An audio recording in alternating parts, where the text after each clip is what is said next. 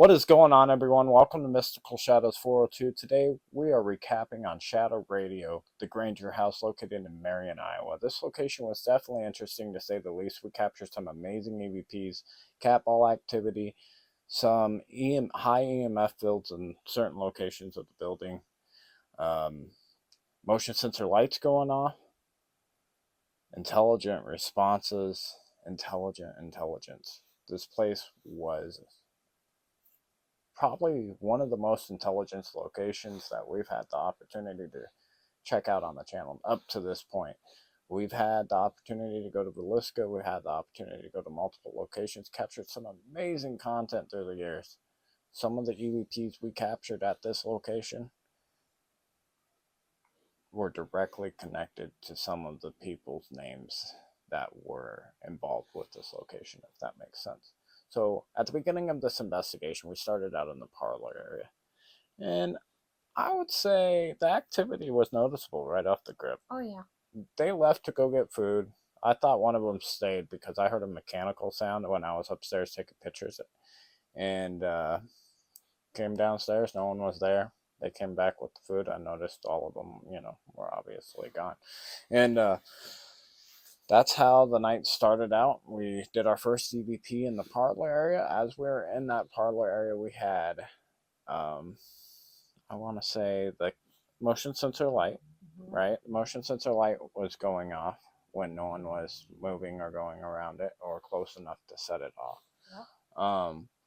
Then we had the cat ball activity happen in where the funeral setup used to be in the parlor area.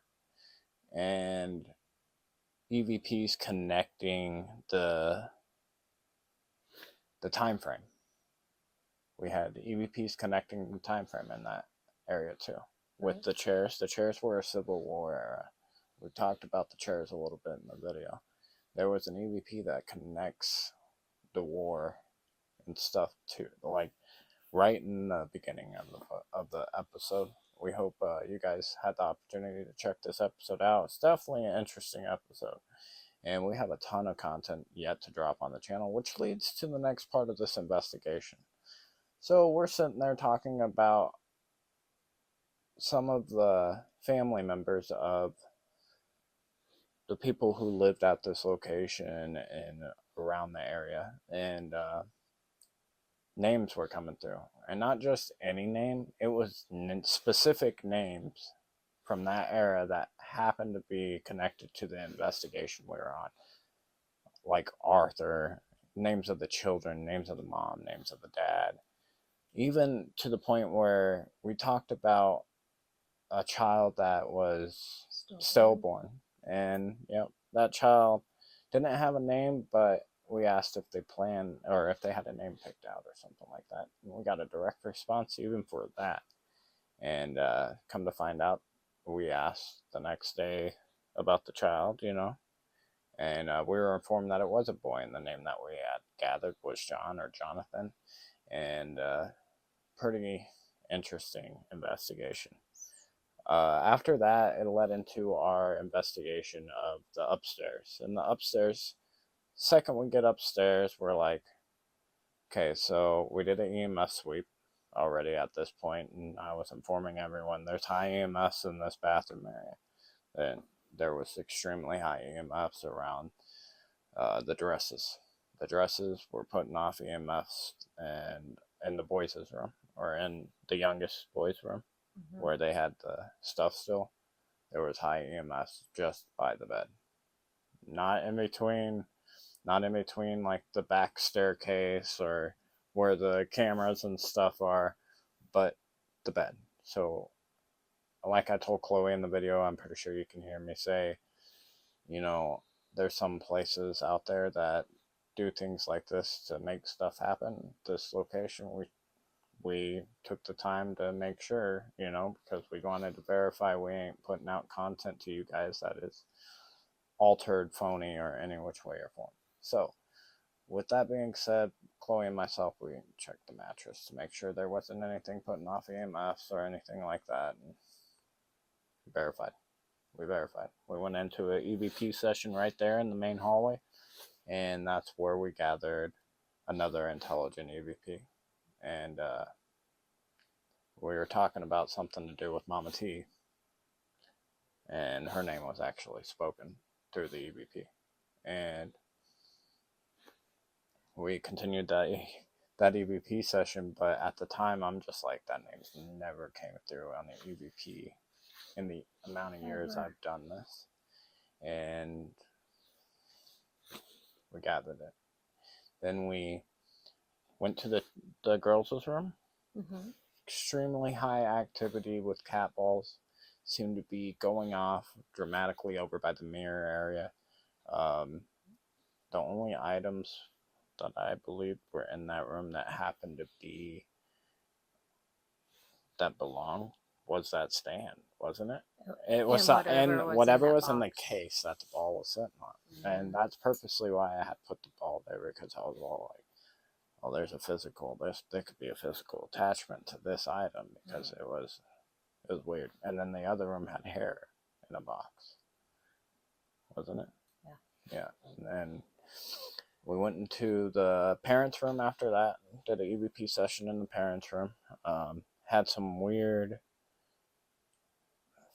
Okay, so there was weird lights, sort of like, but it was just the reflection of the cars when they were passing by, the way it was hitting and bouncing off the ceiling. You could see it sometimes on the wall right there. It'll make it flicker, make it look like an orb, sort of, or something, you know.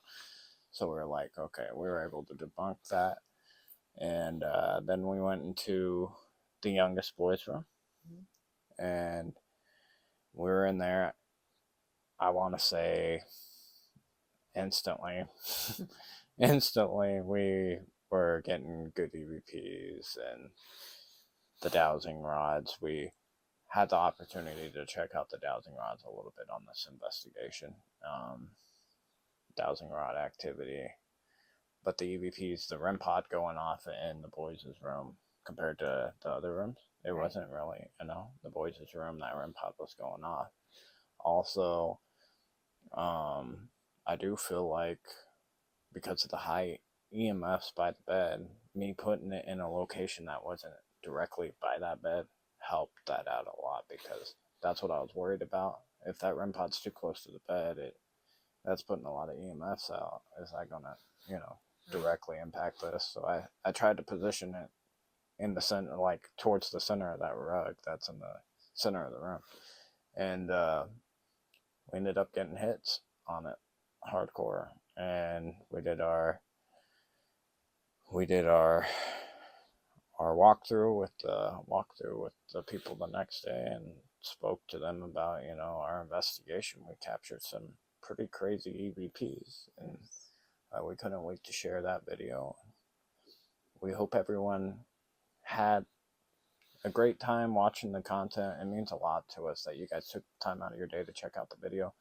If you haven't yet, make sure to hit that like and subscribe on this video. If you're new to the channel, at least hit that subscribe button. For those of you who aren't, make sure you're hitting that like button. Make sure your notification bell's on, because we have a ton of investigations coming up on the channel. Some surprises, some, I want to say, places that might make your ears perk up and your hair stand on edge. So we are grateful for each and every single one of you. And if you haven't yet, right now is the chance, because we are announcing our first giveaway winner for the season. Season 3, we had 3 merch giveaway winners. We did a big merch giveaway where we gave 2 packages away at the end of the season, and we did a small merch giveaway at the beginning of the season. And so this season, this is our small merch giveaway. And Michelle Zierke, you are our season 4 winner. So congratulations on your merch package. We're gonna get it all packaged up. We'll get it out to you. And with that being said, we're grateful for each and every single one of you guys. And we'll catch you next time right here on Mystical Shadows 402. Bye.